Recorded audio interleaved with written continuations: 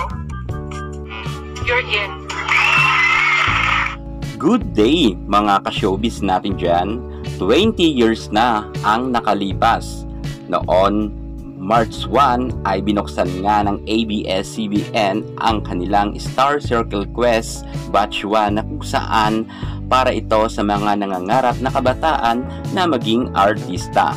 Maraming mga natulungan ang Star Circle Quest noong 2004.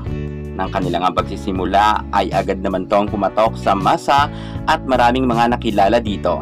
Isa nga dito ang mga pinaka-sumikat ang love team nga ni Hero Angeles and Sandara Park. Of course, dinumog talaga sila ng kanilang mga fans at si Hero Angeles nga ang tinagurian Grand Questor. Ngunit parang kailan lang mga ka-showbiz. 20 years na pala ang nakalipas. Akalain nyo, 2004 nga ang batch nila Hero Angeles at ngayon 2024 na. Atin naman ngayon sisilipin at kukumustahin ang mga buhay-buhay ng ating top 10 Star Circle Quest Batch 1. Ano na kaya ang mga kaganapan sa kanilang buhay ngayon at ano na ba ang kanilang mga itsura sa kasalukuyan? Yan ang ating ipapakita sa inyo. 20 years ang nakalipas, ngayon 2024, muli nyo silang masisilayan. Kaya panoorin nyo ang ating vlog hanggang sa dulo. Pero bago ang lahat, kung bago ka muna sa aking YouTube channel, subscribe na. I-click ang ating notification bell para hindi ka mahuli sa lahat ng issue sa showbiz. Susunod na.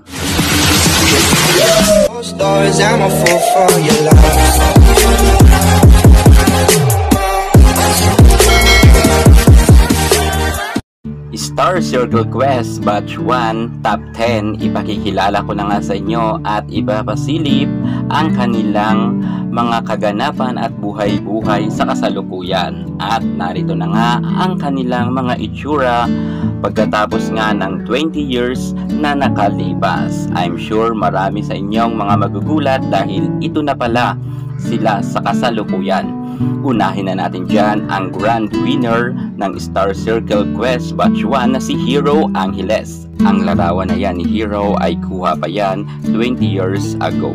At eto na nga si Hero Angeles ngayon. Si Hero Angeles ay isa sa mga pinakasumikat sa batch nila dahil siya nga ang grand winner at marami siya noon naging project. Actually, naging box office hit pa ang kanilang movie noon ni Sandara Park. At eto naman ang ating Sandara Park.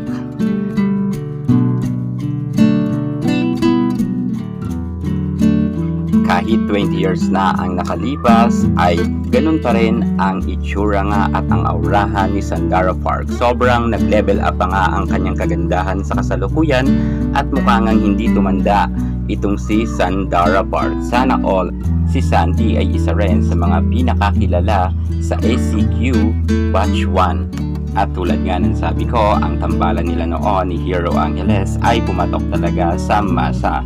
Matapos naman maghiwalay si Sandara Park at Hero Angeles ay namayagpag pa rin ang karera ni Sandara Park sa South Korea.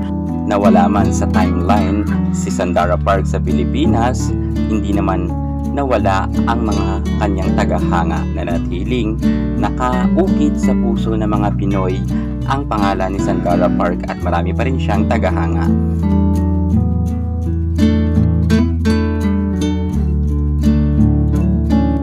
Roxanne Ginoo, isa sa mga pinakasikat rin sa kanyang kapanahunan nang pagkatapos nga ng Star Circle Quest ay namayagpag rin ang kanyang karera sa showbiz kung saan marami rin siyang nagawa na movie kung saan 2007 napabilang nga siya sa cast ng Shake, Rattle and Roll 9 at 2008 gayon pa rin muli na naman siyang napabilang sa Shake, Rattle and Roll 10 naman at nagtuloy-tuloy na rin ang kanyang karera matapos 2009 ay nakagawa naman siya ng movie kung saan kasama nga siya sa Tarot.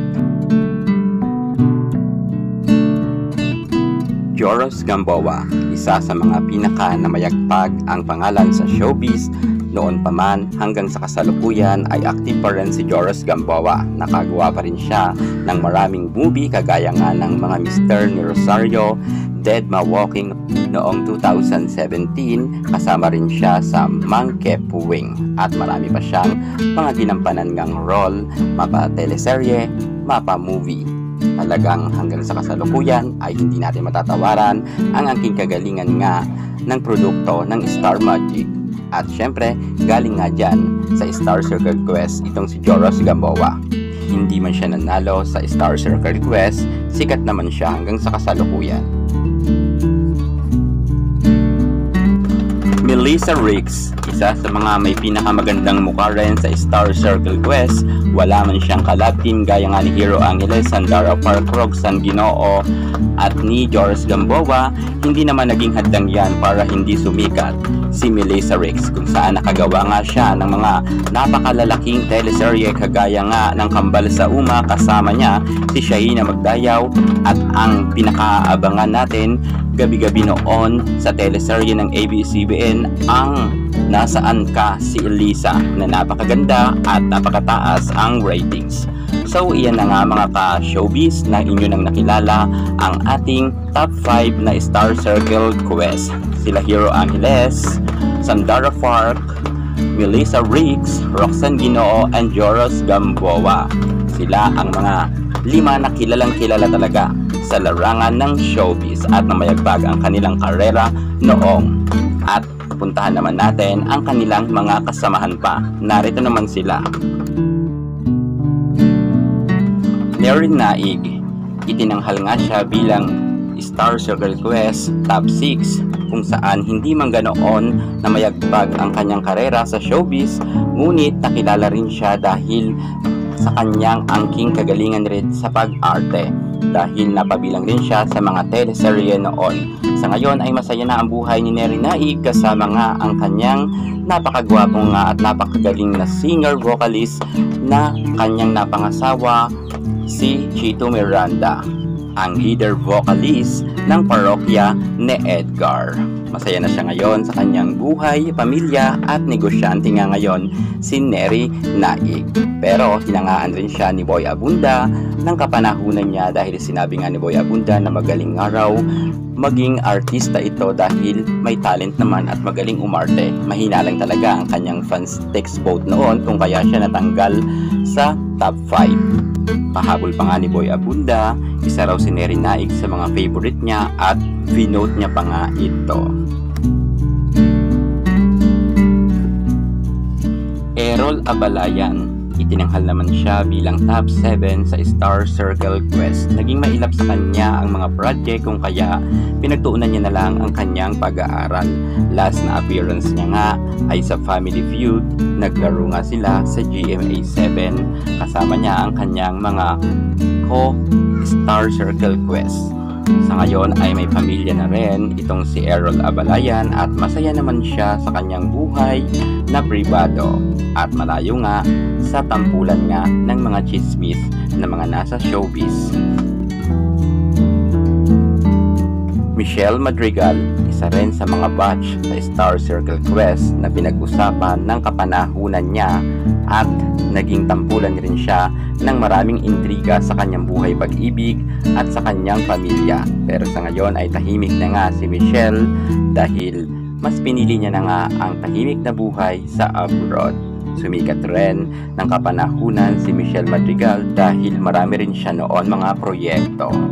At nawala man siya ngayon sa showbiz, hindi rin natin may tatanggi na talagang sumikat siya noon ng gusto.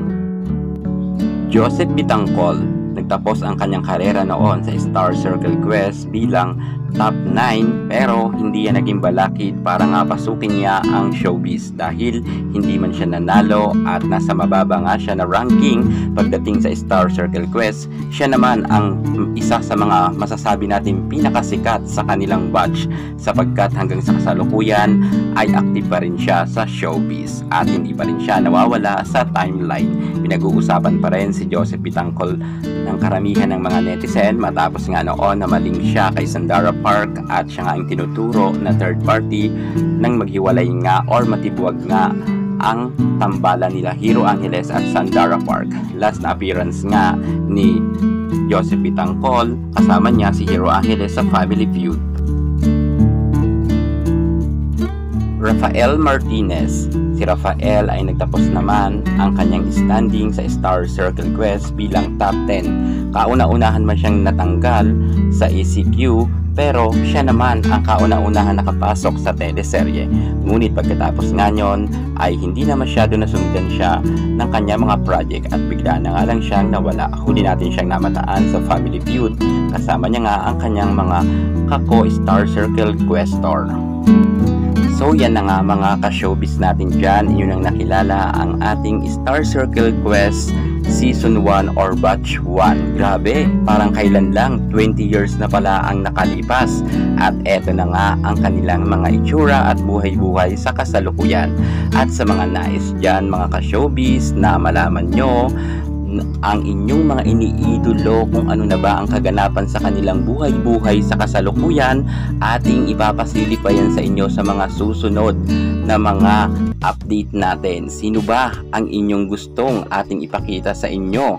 Mag-komenta kayo sa baba at syempre mag-subscribe na kayo para hindi nyo ma-miss ang ating mga artista noon at i-update ko kayo ngayon. Yan muna ang pinaka-latest natin sa mundo ng showbiz. Thank you so much. God bless.